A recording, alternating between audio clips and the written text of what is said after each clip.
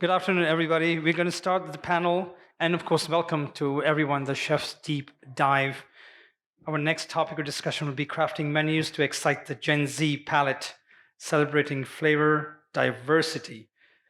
I would like to call upon Wilhelm Odwarka, CEO and founder of Hardwork Growth Management Consulting, Chef Bobby Brown, founder and CEO of Catalyst Food Solutions, Chef Gaurav Gore, Director of Culinary Kitopi, Chef Nikhil Dobrial, Executive Chef for City Max Hotel Landmark Hospitality, and Sultan Shatila, CEO and founder of 11 Green. It's all yours, gentlemen. Carry on. Hello? Yeah, here we go. As there is no picture, the way how you announced us is not the way how we sit here. So Chef Bobby is the gentleman here, right? The Chef Nikhil over there, Sultan here, and the big and well-known Kitopi is here. Yep. And my name is Will Odwaka. We have a hospitality consulting firm here, and we're working in several geographies from Asia to Europe and Africa. I'm probably the only not chef on this panel, which makes it a very interesting discussion because I'm the only thing I'm really good at in their line of work is I really love to eat. And I think this is the qualification criteria to sit here and interview this specialists on stage today. So it's really great to have you here. General introduction has been made, but I think it would be really cool for a very brief way to describe what you currently do, what is it what you're after, so that the crowd or the audience gets a better understanding what you guys are doing. Hi, good afternoon, everyone. I'm Chef Nikhil from Landmark Hospitality and City Max Hotels. So I'm stationed in Dubai City Max Hotel, but I'm spearheading the dark kitchen concept as well across the hotels in City Max. Thank you. Hi, everyone. My name is Sultan Shatila. I'm the founder of 11 Green, a burger chain in the UAE. Also, Tano's 8 catering line for Mediterranean cuisine as well. Pleasure to be here. Very good afternoon to you all. My name is Bobby Kapoor. I run a food solutions company called Catalyst. I'm working on 3 apostles called Nature, Nurture, Nourish, where I look at the future of food and simplify food for a living. Hello, everyone. I'm Gaurav, and I'm the cook. So in my limited career of nearly around 20 years now, I've worked in hotels, restaurants, airline kitchens, and now at Kitopi, where we run tech-enabled restaurants and in being present in every sphere of F&B in the region. Thanks, guys. By the way, this is exactly what I meant when it was brief. Thank you very much for that. Since the topic has Gen Z in it, when I read it first, I was kind of thinking, why is this relevant? Why do we kind of categorize between Gen Z, Gen Alpha, millennials, or anything else?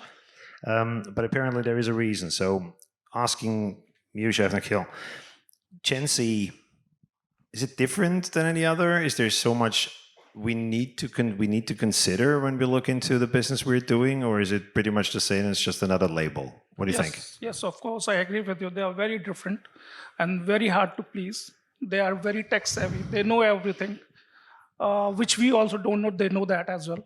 They love spices. They love fusion. They love to explore each and everything. They love interactions. So whenever you're interacting with them, if they're dining with you, if you don't interact with them, they just go bizarre, and then very hard to please for them. Mm-hmm. Yeah. Anyone else here in the group who has a different opinion about that? As a father of 2 daughters, 18 and 21, I have a ringside view. Okay?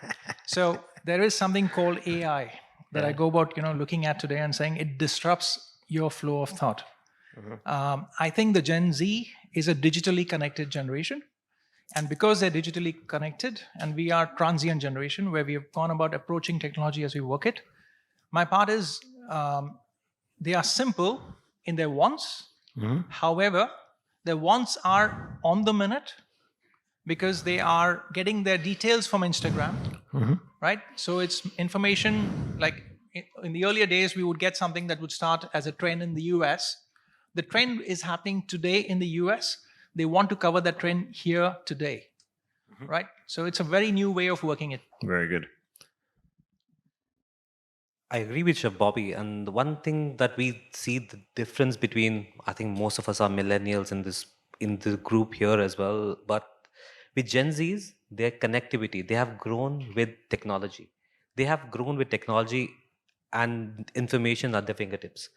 The way they are connected to information from around the world, trends that happen in Korea right now are also happening in UAE as we speak. Because the the, the youngs the Gen Zs want them at the same time, they need it at the same time, and they are also informed a lot more about social awareness, their awareness about social issues, be it sustainability, be it connectivity to the social impact of food and everything around. They understand the reason, and they would like to be associated with brands that also resonate their emotions.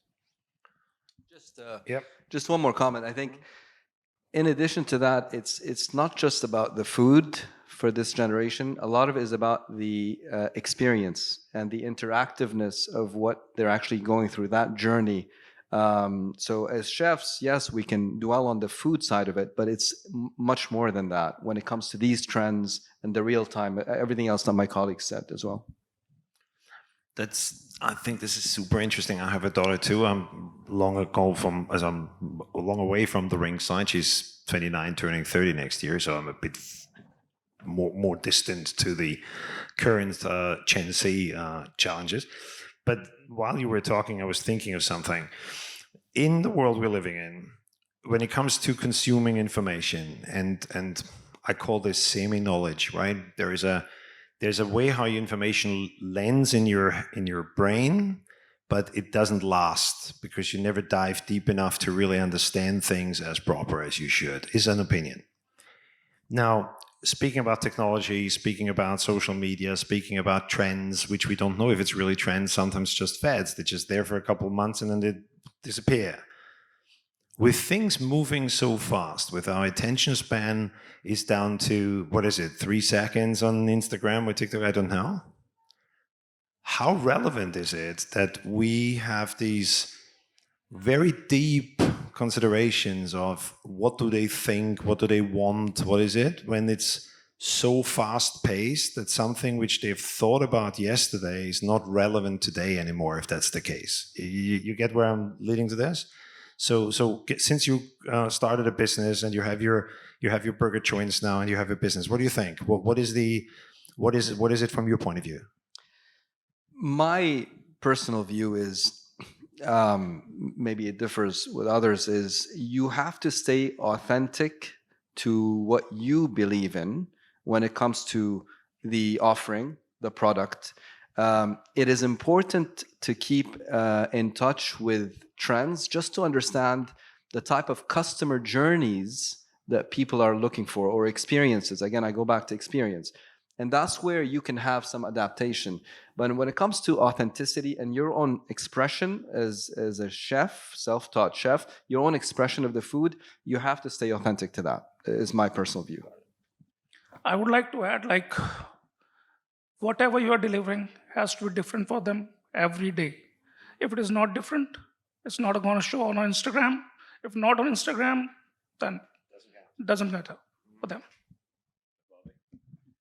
I think one of the most interesting parts that I work off with food is when you want food delivered in a particular manner, it basically is not about loyalty anymore. It's about your experience. And that experience is something that is very sensitive. There's a war. What are the repercussions of the war? Okay? And when you are working in an environment for hospitality, the idea is customization becomes the king, but the experience and the value equation becomes the dominant factor. So whether you're giving it at home, you're giving it at place, you need to make sure the wow experience is the only constant that you're working on. Wow in presentation, wow in plating, wow in the experience. I have to say I really love what all of you said, because the experience piece, and this is for the business or for the line of business I'm in, is very often the question is, what's the most important thing in any form of business? And in the hospitality business, undoubtedly, unless somebody convinces me otherwise, the most important thing is the experience. And we just had a pre-talk before we had the before we had the panel and the discussion we had about you can cook the best food there is, right? The food comes at the very end of things. There's the hostess, there is the booking, there is the getting in there is the sitting down, there is the music, the scent, the temperature. There's 1,000 things. If all these things fail up to the point when the food comes, the best food in the world is not saving you, in my personal opinion. You could have a bad day in the kitchen. You serve us, obviously it's not what we want, but let's say you serve a mediocre experience from a food point of view, right? It's not the greatest you could do. If all the aforementioned elements are in line and the experience is exceptional, people might still leave the room and say, was the best food I ever had. Would you in general agree with that summary? So a question to you here now starting from you. With all that said, if experience is so relevant, how important is quality in the decision making, either for Gen Z or for others? So how important is quality when it comes to decision making? What do you think? See, in our experience, there's a lot of emotions when it comes to dining in or consuming any service. But food in general has more emotional connect than anyone else. When we are generating, or we operate over 200 brands, and every brand, it's important that we understand what is the customer journey, what are the different points from the sourcing of ingredients to planning the menu, where the customers will interact with the brand at every single touch point. What are those momental truths that we should work upon? Quality is again a perceived value that we will. What is quality for me, what I consider high quality, might differ from chef Bobby's expectation. So and every experience, every target audience will have their own perception, and it's for us to understand who are we catering to, and based on that, a particular brand. For example, we have a brand called Cash 22, which is funky, which is experiential. Every single thing is about interaction with the customer. But would I do the same for a traditional Arabic brand like Avani? Probably not. I will defer it because we understand what kind of clientele that we work on, but without exclusion, of course. You'll not be excluding a certain clientele. Quality will be derived on how we, in terms of ingredients, in terms of the menu offering, and that's how we eventually plan for our how we deal with, or no, not deal, but how we serve our customers better. Let me, as an additional question for you guys to answer. Speaking of quality, let's separate two things from each other. One, we have the palate and the way what the food is related, and then we have the quality as an overall kind of perception, right? But let's, since there are so many chefs in the room, when we talk about the food in particular, quality is quality, right? If it's a certain meat style, a certain whatever vegetable, a certain whatever, there's a certain quality you look for, all right? When you think of quality in that process, is the customer's palate, or is the actual client capable of recognizing what quality is, or is it just a superficial view what I saw? Please, yeah, you're eager to answer. I can see it because I can relate to what you're saying. So I think taste, quality, two different things, but ultimately it's about, first of all, customers' perception of value and willingness to pay, number one, and it goes back to the restaurant itself. What is the business model? The restaurant is run by a chef and a restaurateur, sure, but there is a finance person in there that's driving the P&L with a food cost, a price point. That has a lot of constraints on what quality you can actually bring to the table. There are constraints. Then we go to the whole customer experience and journey. How do you balance that with what you're able to offer from a food cost perspective? That becomes your offering. Mm-hmm. And ultimately that's, your path to success. Before you guys say something to it, since I saw some people nodding in the room, is that the case? Is the chef not really running the show because it's actually a finance guy coming with, this is the food cost and you have to live with it? Both. Yeah, I know. Let's try to find a diplomatic ground. But since some people, is that what you're experiencing sometimes? Okay, cool. So then, just a sense check if what we're saying here is any form of relevant. Thank you. Okay, what do you think, Chef Bobby? I think the biggest challenge when we talk about it, he's basically told us that it's all about business, end of the day. But I always say, who is my customer? I need to focus on who my customer is. Let's understand this, that in the olden days, when you say comfort food, each one of us has a comfort food. But when you go to a Gen Z, the comfort food is changing. But a fish and chips is fish and chips. However, the fish and chips were served in a restaurant. Today, the fish and chips is coming to you after 30 minutes in packaging. So it's not just the product, it's about the process, it's about the packaging, it is about how it keeps during the delivery, and as it reaches you, I still expect a fish and chips. So quality perception is about how much time you're adding to quality. Okay, which means the consumer experience still has to be about value.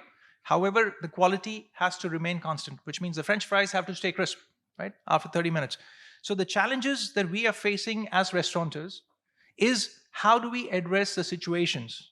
So I always say, you know what, I love it when Michelin chefs, Michelin star chefs try to say, you know what, I'm going to go about opening a QSR. I say, very good. So first, you wait for 20 minutes for the food to be cooked. Then you wait for the food to reach you at home. That's an hour. You've already failed. Which means that everything you do is about product, but that product needs a timeline.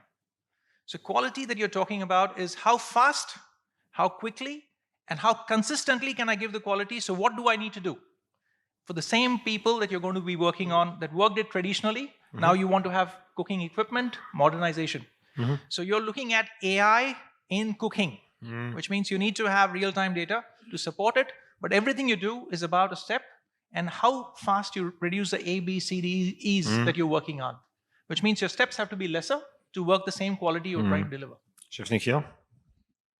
I would like to say the quality plays a significant role in the food or dishes or whatever. But I would say a storytelling behind it also plays a significant role. If you don't have a story behind a dish, you cannot. You can make an unhappy customer happy if you have a story behind it. Or a chef goes and tells that if the quality, he knows that it was not up to the mark. If he makes a story and if he tells a story to the guest, that plays a significant role as well. Like you have seen in many of the Indian restaurant menus, one I have also, which is called clay pot in across the City Max hotels. With each dish, we have a story written beneath it. So when a person reads it, he gets excited, and then they order it, whether it's matching its palate or not. So one of the questions which is still unanswered, and I kind of ask you all to answer it briefly if possible. I get the holistic way of how things look. There's a service time, there's delivery, since we have delivery people, delivery time is a topic. Palate, quality. Does the average customer today, I would say specifically here, because I have a very strong opinion about that, not sure if that's true. Does the average customer here, is the average customer in a position to actually assess if it's good quality or not? What do you think?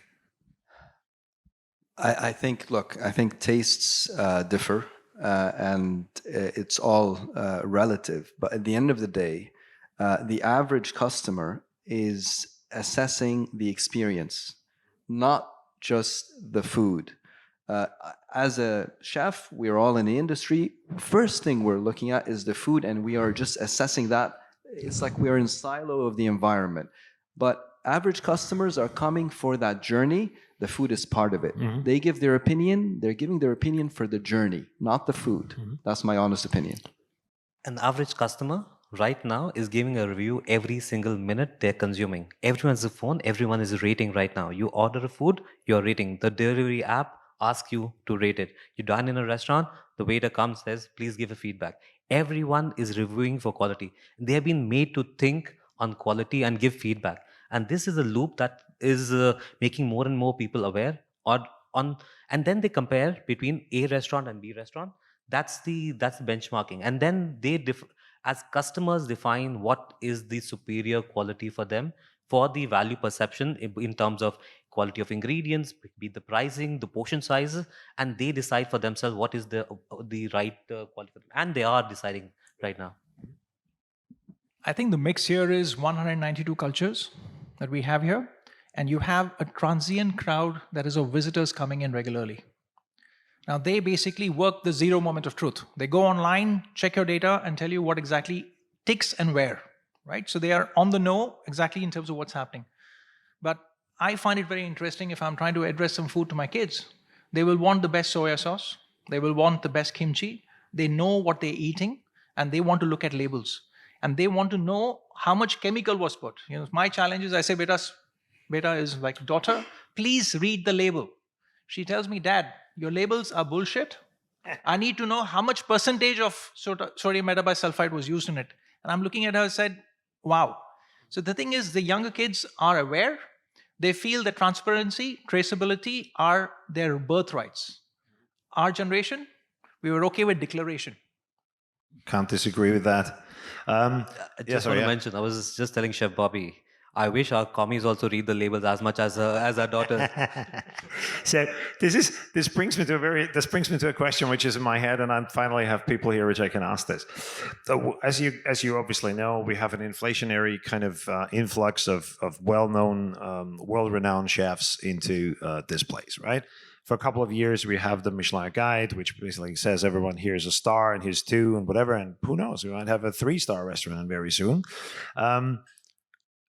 Is this just a commercial gig, or is this actually a proven seal of quality? And I expanded a little bit, and I'm fine with any diplomatic answer. I don't have to be diplomatic, but I will ask it anyway.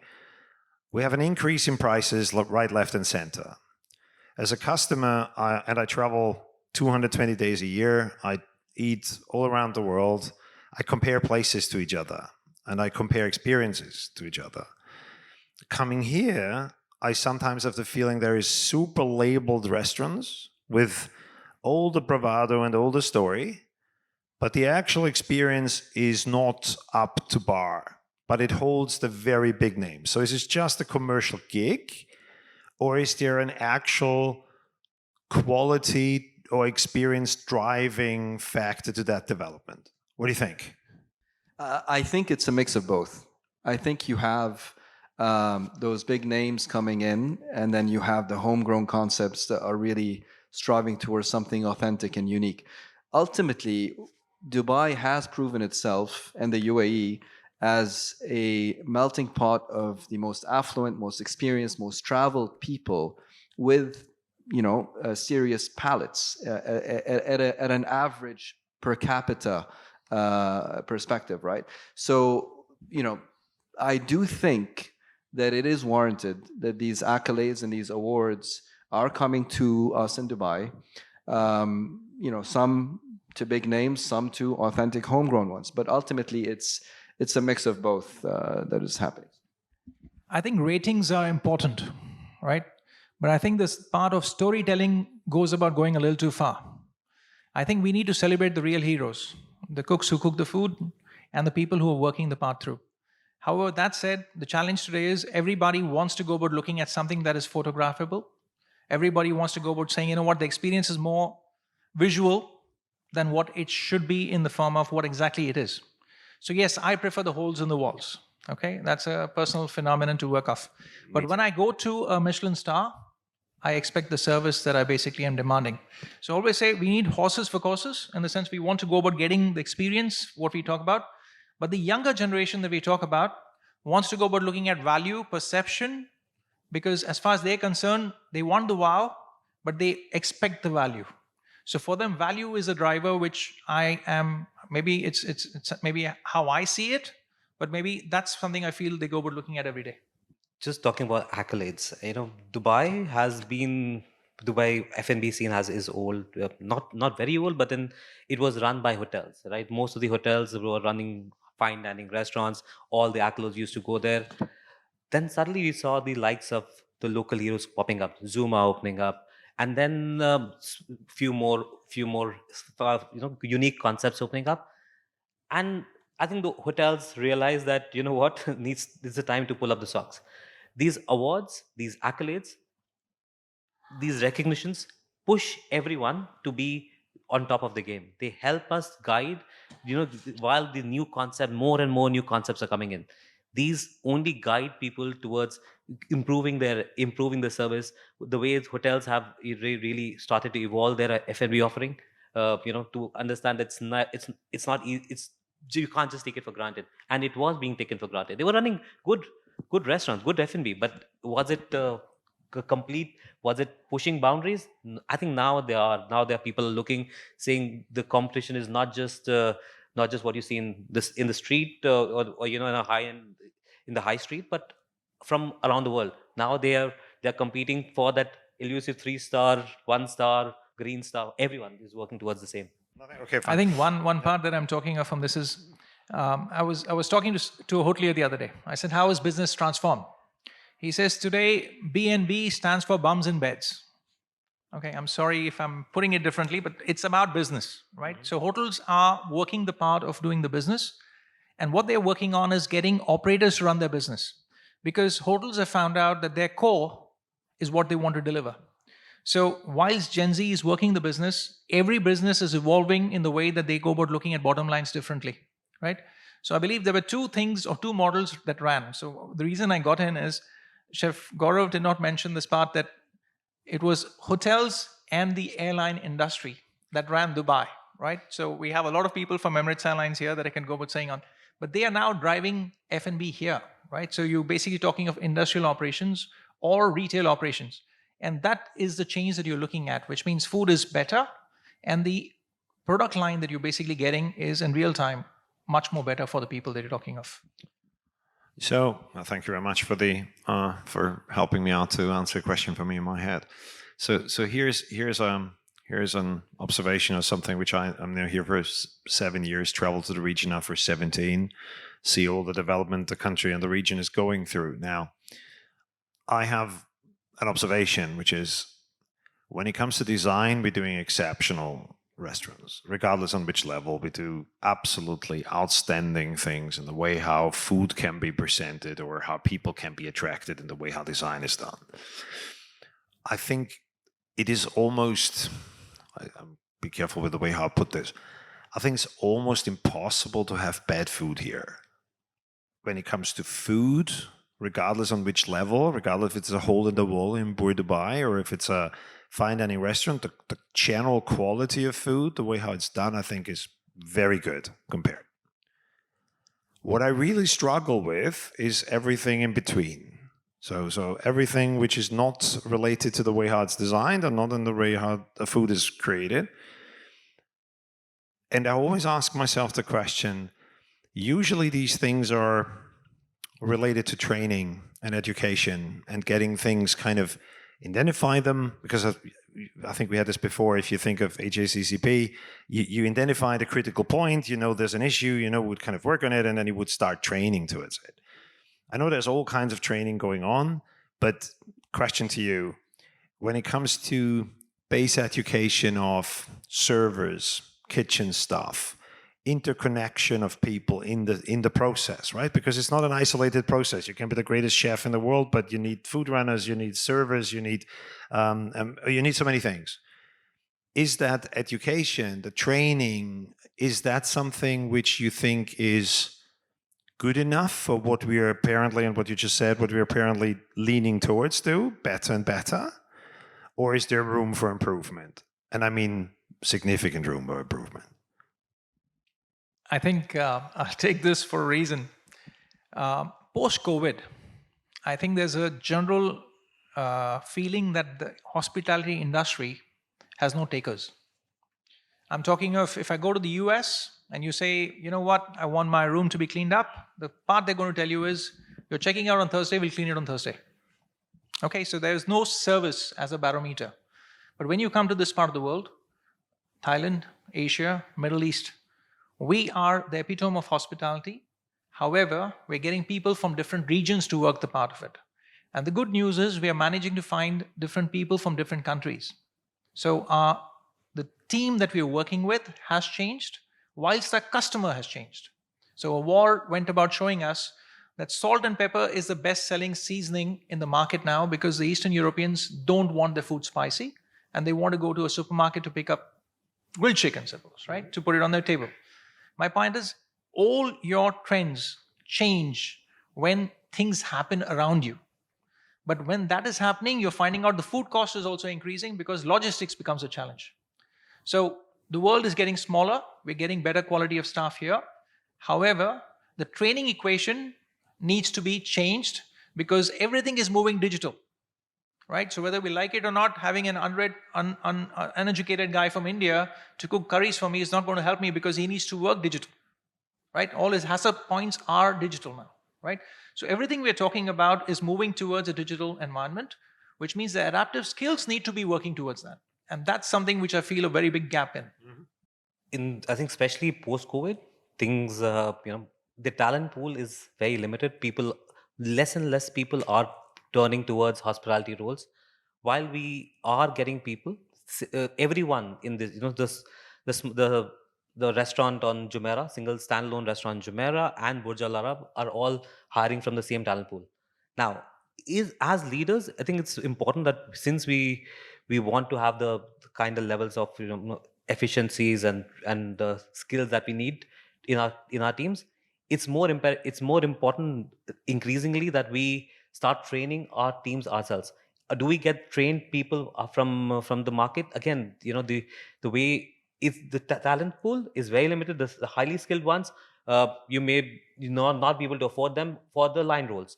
Yes, you hire them for senior roles, senior positions, but when it comes to the line positions, it's important that we start creating our own training programs, making sure that we are training our people strongly in a structured manner so that they are able to grow.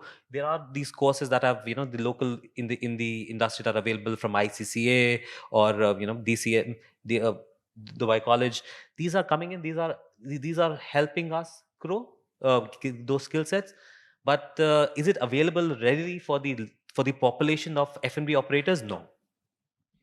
I think just one addition there.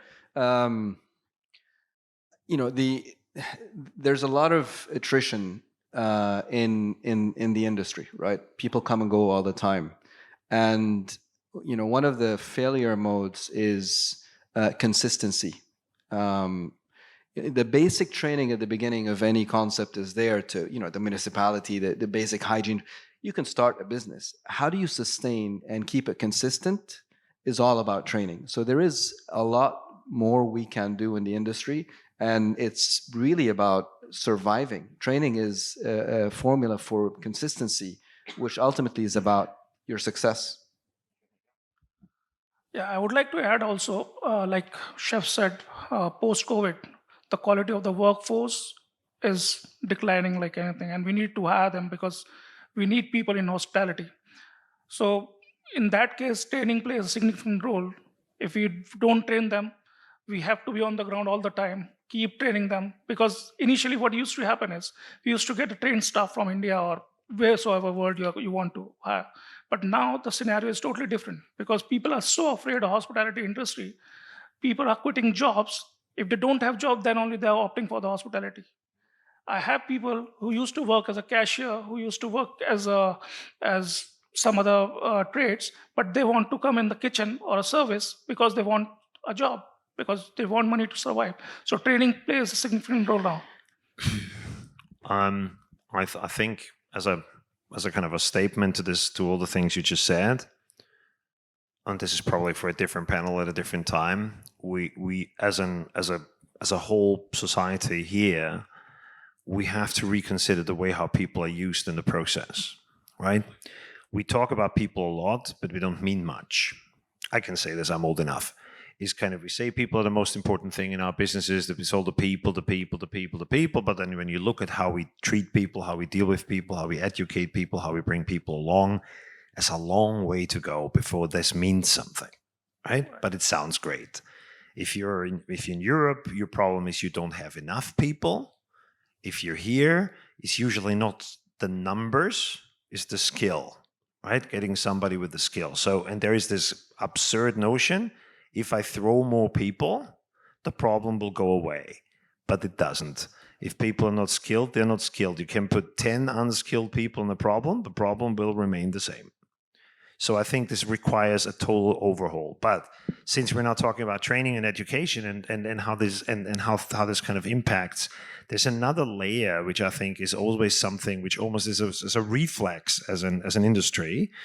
We have this new, I mean, we have AI as one thing and this has nothing to do with is it right or is it not right, because it's the wrong question. It's part of this, it's the part of how the world works. If you don't like technology, if you don't want to kind of consider what AI or artificial intelligence can do for you, it's irrelevant. You have to. It's not an option. It's not you can pick it if you like it. No, you have to. But every time our society has a new label, AI is one, we pick it out there, we throw it out there as a reflex, but it doesn't mean much. And I give you an example, and maybe you can continue answering. Sustainability is such a thing, right? You have not only that we have our challenges as a business in the way how businesses are, we now have to put another layer of complexity in the way how we do our business, which is how do we make it sustainable? How is it relevant? And this is a different story for Gen Z than it is for my generation, obviously, but we all use it. In all the things you have said before, in all the different layers, how does sustainability fit into this? How does your work is impacted by the way how sustainability is important in today's time? Sustainability is always a tick mark thing initially, but it's a serious concern.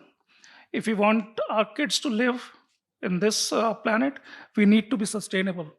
As an initiative which we have taken in the landmark hospitality, we have like 7-8 brands in our this thing in our brand umbrella.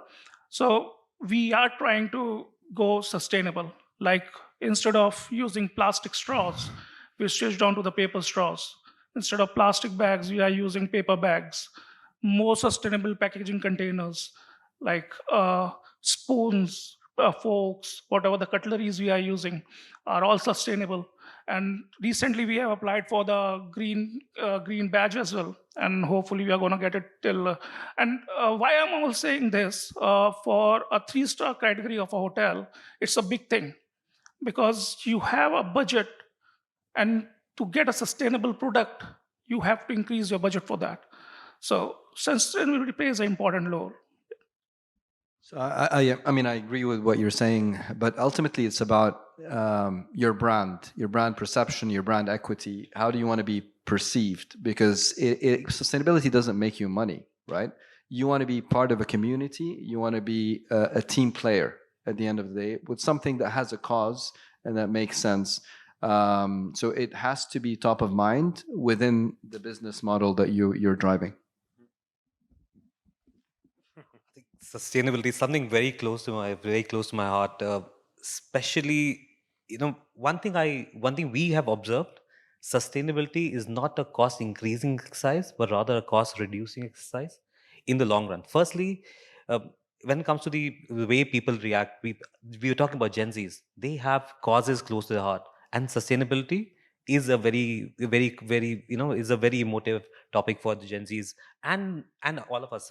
I think as an organization, we are very blessed to have the leadership who's also driving towards the same goal of towards being sustainable.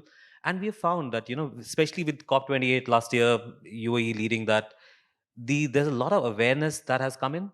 The businesses are moving beyond the greenwashing claims of being sustainable, but rather taking substantive, actionable, substantive actions which are leading to a change. We have found in the steps that we have taken, we not just about packaging, right? It's again, I have a problem with paper straws, by the way, personal problem. We need to do something about that. But when it comes to electricity, water usage, it's sustainable usage of waters. We have, for example, when we added solar panels to our central operations, even though the ROI is a little longer, what we are seeing that there is a substantial decrease in cost. We are seeing people, more and more people, being part of the initiative that we are running at the outlet, at our store levels.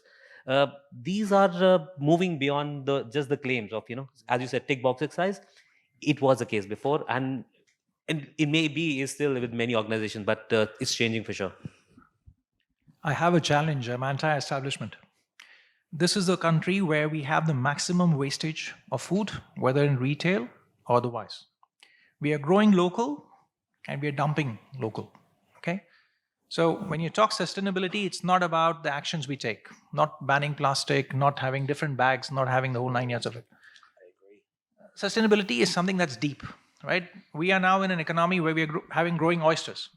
I believe if you're growing oysters, I work as a chef. The bones of the chicken has to go into a stock. We chefs worked sustainability as a process. You know, we went about getting the complete flavor from the product to, we did a complete job. Now I'm asking for a complete job in sustainability. So I'm saying we're growing oysters. Who the hell is telling us that we can take the oyster shells and make calcium here? The point is, this is one country where we are not recycling more than 2% of what the global average is.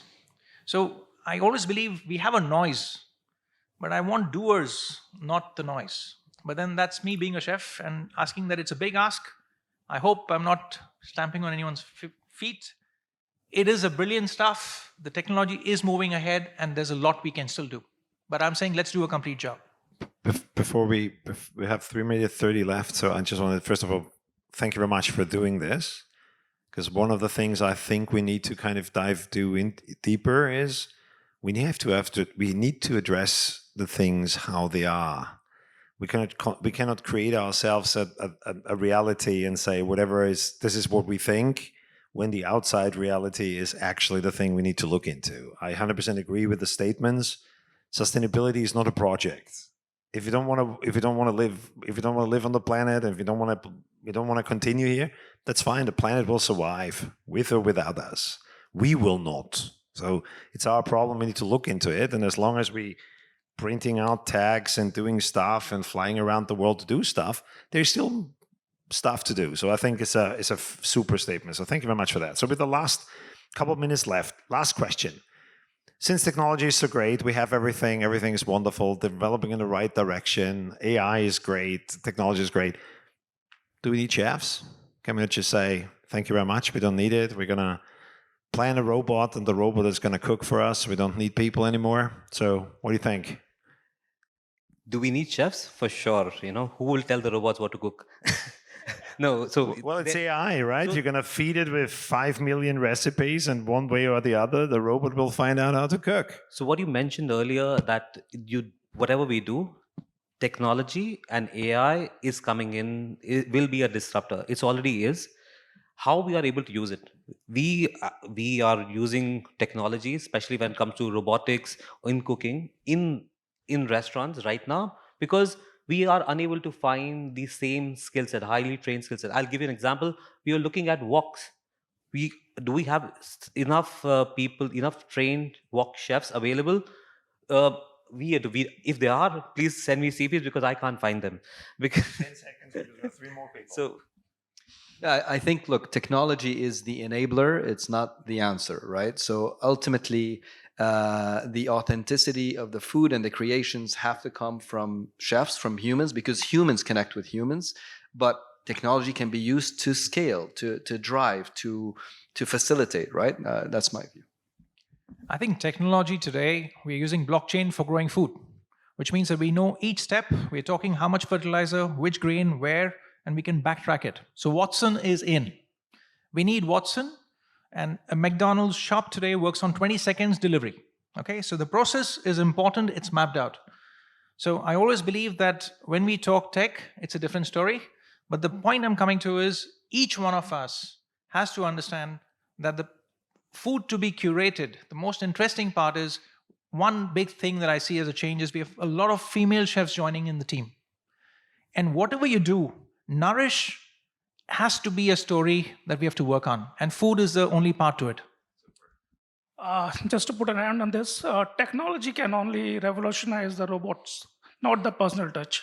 Personal touch is still needed from the human being or a chef who is present in a uniform over there and presenting his dish, his creations, and his hard work to the people. Sensational. 5 seconds to go. Really wonderful. So summarizing, we can say need to focus on the experience. The cooking alone is not the thing. You need to look into every single step. Somehow there will be chefs because somebody needs to tell the machines how it's done. Sustainable has to be seen as a holistic exercise and not as a kind of a modern way of dealing with things. And with that, I would like to say thank you very much for you guys being here and kind of answering all these questions. And although the time is running out, is there any questions in the audience? Anything you would like to ask these wonderful gentlemen here on stage? Can you hear me? Oh, yeah. Perfect. I really wanted a short take of each chef to understand what are the future flavors that we're looking, because I believe this is about Gen Z, yes? So we've seen a couple of trends, come in and get overhyped, like the truffle, for example. The truffle came in and everywhere we see truffle. And now we've got this viral Dubai chocolate where we see kunafa and pistachio everywhere. According to you, what are the flavors that we are to look forward? What is something which is innovative and something that we can look forward to? So we get trend reports from about 7 different global companies. What we see is there are flavor fusions that are coming in that are big now. And it's about heritage with products that you're working at. So kunafa with chocolate is something you're looking at. So we're going to see more cross-pollination from that perspective. So you might have apple and cinnamon. But what we're also seeing is global brands are driving products, which means if I'm working with PepsiCo, I'm putting Lay's chips with the Cheetos flavor on a fried chicken brand. So anything that basically can be sold easily becomes a trend that we're working off globally. What we see trends, at least in the UAE or in the GCC, are local grown flavors, local grown ingredients. These are being promoted as by organizations. And again, one thing, with the amount of effort that are being put into local farming, about sustainability of the food itself, these will increasingly being added to the menus and become trends as we go along. I think in future, as Chef Bobby always says, vocal for local is gonna trend for sure. Mix of spices is gonna trend for sure. Asian food is gonna be on the peak. You will see more Japanese umami flavors, spices, blends, amalgamation of all the spices. Because now people want to try something new. They are bored of their own cuisines. They want to try something new. They want to try sushi with chicken tikka. They want to try baos with butter chicken, right? So this is the way forward. And vocal for local is always in trend. I mean, I agree with all my colleagues. I think the only thing I'll add is ultimately is, we're going to see more and more of the experiential side of the trends, how something is bought, in what constraints, how it's eaten, how it's consumed. I think that's the biggest trend of all. Any other questions? Oh, there's somebody won. I think we'll take this last question. So from a timing point of view, yeah, there's a lot of nodding here on this side. So apparently that's what we're going to do. So I am from the younger generation that you guys talk about. I own a restaurant alongside my family as well. So my thing is, I kind of disagree with you guys on the part of quality and taste. Like, for example, me, when I go into a restaurant, I don't really care about the servers. I go in with my friends and I'm like, is the food good? From that, then I take away, all right, if this is good, then I assume the other branches are also going to be good.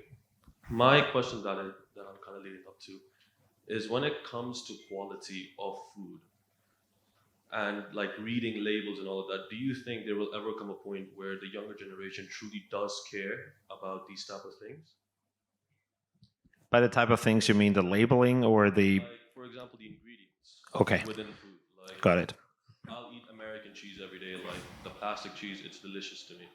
And I'm from the younger generations, and I have a few liberal friends who just could not care less about it as well.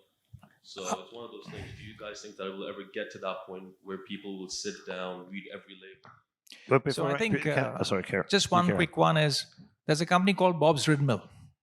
$5.9 billion valuation, the man exited the business. He went about putting it up front, organic, gluten-free. The point is, when you have quality as your benchmark and you go about offering it, the millennials suck it up to a point of where 8% of the world wants gluten-free. The amount you can sell is 30 to the 35% of the total world. So whether it's Costco, whether it's any other retail market, they have basically gone about lapping it up because organic is now trending. So your generation wants quality, but I love it when you say it's plastic, because I would ask you to eat real cheese. When you have a mozzarella on a product in Dubai, 7% mozzarella is also mozzarella cheese. So please read your labels to find out what exactly you're consuming, because I think that's the bigger story.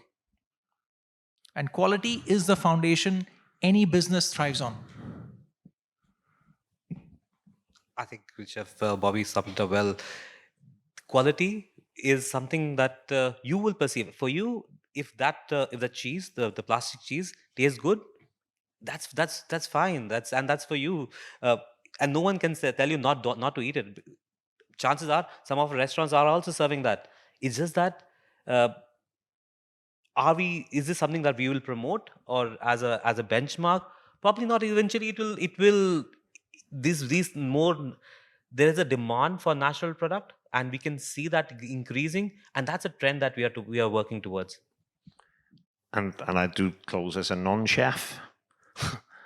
I think it's a wishful idea that at one point the majority of people will really care of the quality of the stuff they eat. Somehow I gave that hope up a while ago, because I think we love labels and we love to kind of label things in general by not looking too deep into things. But I think it would be an aspiration that people, when they eat something, they really look into what I'm eating, and then I make that decision based on the quality of the thing it is. But somehow I'll get on a bigger picture. I think people will still eat stuff which is labeled the way they like it, and if they like it and it tastes okay, they will eat it, regardless if it's good for them. And if you look at the QSR development in the world, I think this kind of emphasizes it quite nicely. I think for a foreseeable time, I think we're going to remain that way. Okay, I think we close it off with this. Thank you very much for the question. Thank you very much for the panel. Thanks for the time. Thanks, guys.